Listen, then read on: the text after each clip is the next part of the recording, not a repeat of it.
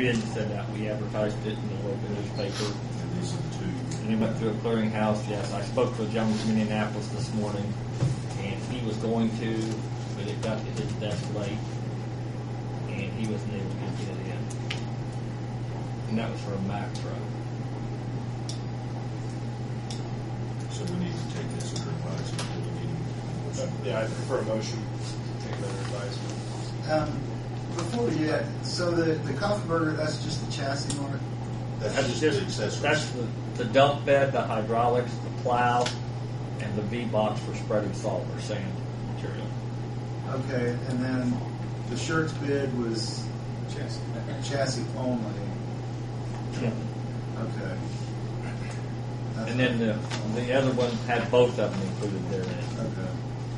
It's just, unless that's broken down, sorry. For me,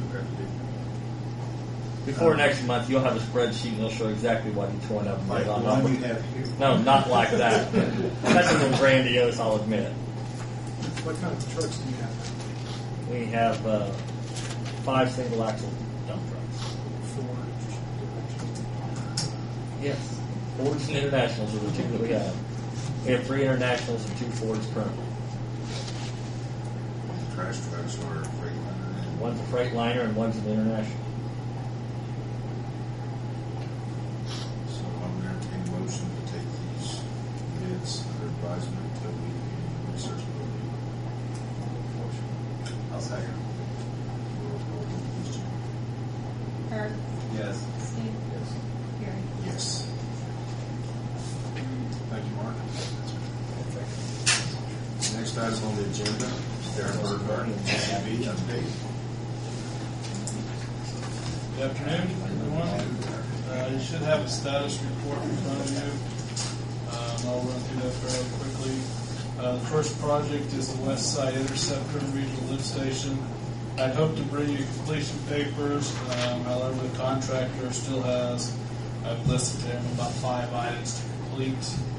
Obviously with the snow on the ground, he's not going to be doing some of that until the weather breaks here. But most of these, I think once the snow is melted, these aren't where you have to require to have freezing for 24 hours or anything. So I think they should be able to get on this before spring. So I'm going to send them a letter next week or later this week and request a schedule from them when they can complete these remaining items. So hopefully I'll either have a completion papers to you next month or an update on when they'll complete those items.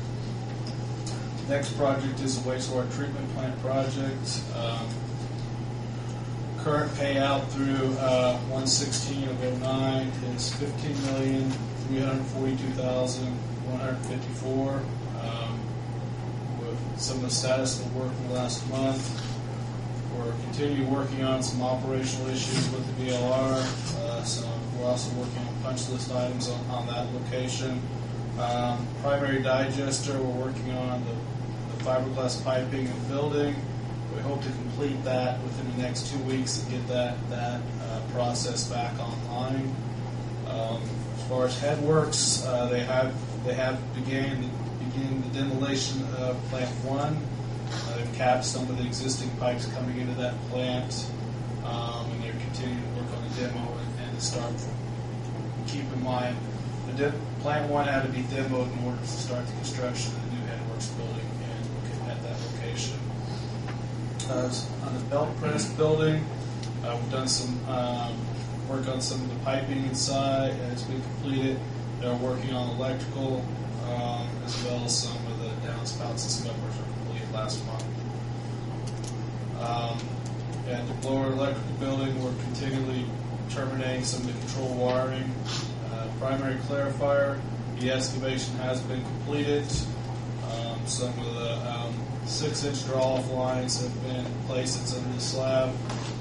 Work continues on forming this slab.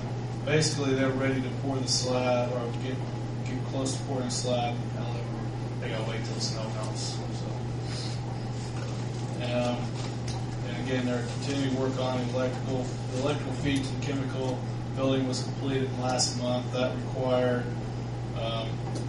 the chemical building to operate on generator power for about 2 days during last month.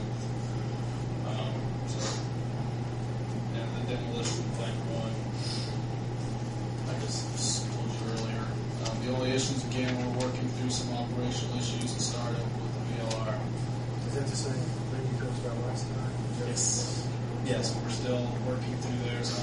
We're installing a new valve tomorrow, and hopefully that will address some of the issues that we're dealing with. Next project is Waterworks Improvement Project. Current payout to date is $5,389,985. Work at Flat Rock and Upland for the most part is complete and operational. We're working on punch list items and some SCADA issues as well. That's SCADA's controls. Plant number 3, we're working through some startup issues as well. That the electrical is about 99% complete. The instrumentation control, which is about 90% complete. Existing plants 1 and 2, we're working. Some of the electrical work still is about 99% complete. All the chemical feed equipment's been has been started up as complete as well.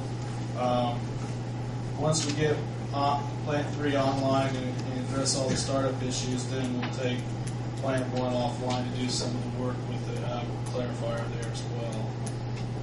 And the contractor is continuing to work on some punch list items. A couple issues that we're dealing with, startup issues, plant 3.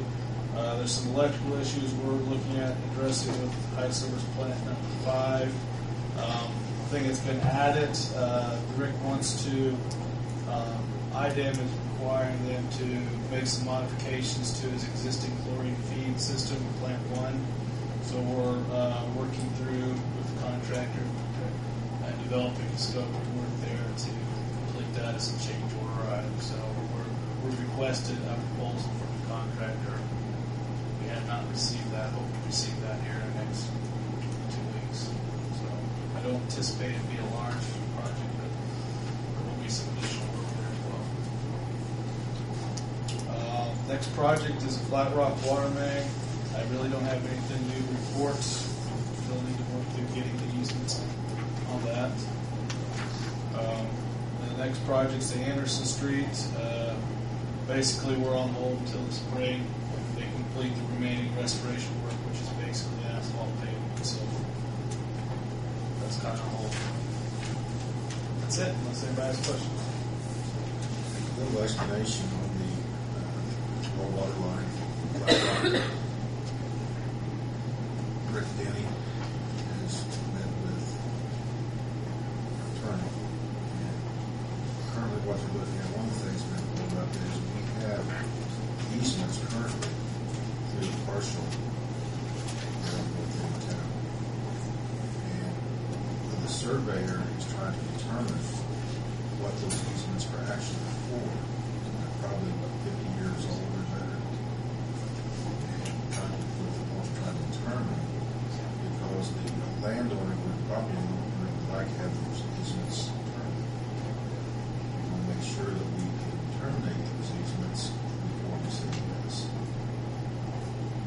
So that's where we're at there now. And I've talked with Rick Denny, and I made him aware that this is a priority. We have to keep going on it. Get this done as soon as possible so we can get the easements and let the buildings. On that, your IDEM construction permit expired. They don't grant extensions, so I'm going to probably refile that in the next 30 days as well. Resubmit that and get another permit because it expired. It only lasts a year and they don't grant extensions.